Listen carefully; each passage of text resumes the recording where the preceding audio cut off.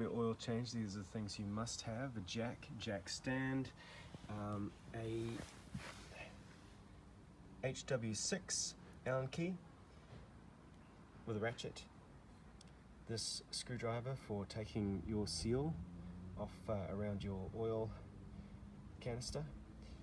You need an 8mm socket and something to turn it as well. So you could easily use that with an adapter. Tools that you don't have to have, but make the job a lot easier. A little flat blade there, a toothbrush for just applying oil around your seal, an extension for this, and also a 24mm socket for undoing your oil canister. Okay. So there's your socket there that you need, your Allen key socket.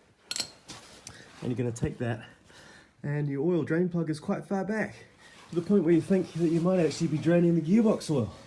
You go all the way down here, and if I could just stretch, you can just make it out there, okay? So that's what you're going to be undoing. Handy little hole there. Jack up the car, of course, and if you're doing that, you must have an axle stand as well so it doesn't fall on top of you. Plug out. You get supplied a crush washer with your new oil filter, so you may as well use that to ensure a good seal. If you're going to refit the sump plug, you have to be careful not to strip it, okay? Because these sump plugs, I think they're made of aluminium or some kind of soft metal anyway. And the previous one I took off the car was completely burnt over. Actually, it's in one of my other videos how I actually had to get that out. So I suggest when you're doing it up, just nip it up, and just when you do so, use the ratchet like this. Don't grab the handle and have a good old pull on the handle, because that will certainly strip it, and you'll have to go through loads of bother trying to get it out next time. So yeah, just grab the head of it and turn that way, and that way you know you're not actually putting too much pressure on it. This is to change the oil filter. So the oil filter is actually located down here. So look underneath, and first thing we're going to do is undo these two 8mm bolts. Undone then. There are another couple up here, so just in the wheel well, one and then two. Once those are out, just a matter of giving this a little wiggle. That's been removed. You've got some options. You can either use your beloved, where is it? Your HW6 that we used for the sump plug, which you must have. Or if you prefer to use the, see how there's a hex there. If you prefer to use a 24, then that will work as well. I'll go for a 6-sided one as well, so it has a good contact with it, and you're less likely to strip that plastic hex. So that's just draining away, and we'll eventually take this out once it's had a bit of a chance to drain, and inspect for metal flakes. I'll give you a demo of how I'm going to try and get the filter out without spilling any oil. So just a little plastic bag, put your hand through there, grab up the filter. Of course this will be upside down, and then hopefully no oil will be spilled. Have it, the old filter, no oil spilled.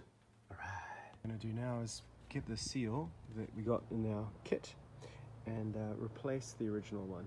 The original one I actually replaced last time I did an oil change, so it's not actually very flat.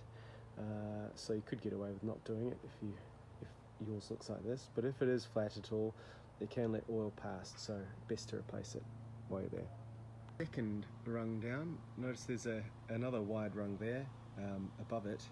It doesn't go through there because that eventually has a thread running through it, so it's the second one down. And it's also best just to make sure you got a good seal to get some oil from the inside and just paint it around the outside so it seals nicely when you screw it back up. Okay, so that now it's all nice and shiny with oil, we're going to screw it back in with our new filter. Okay, so I've just put the filter back up in there.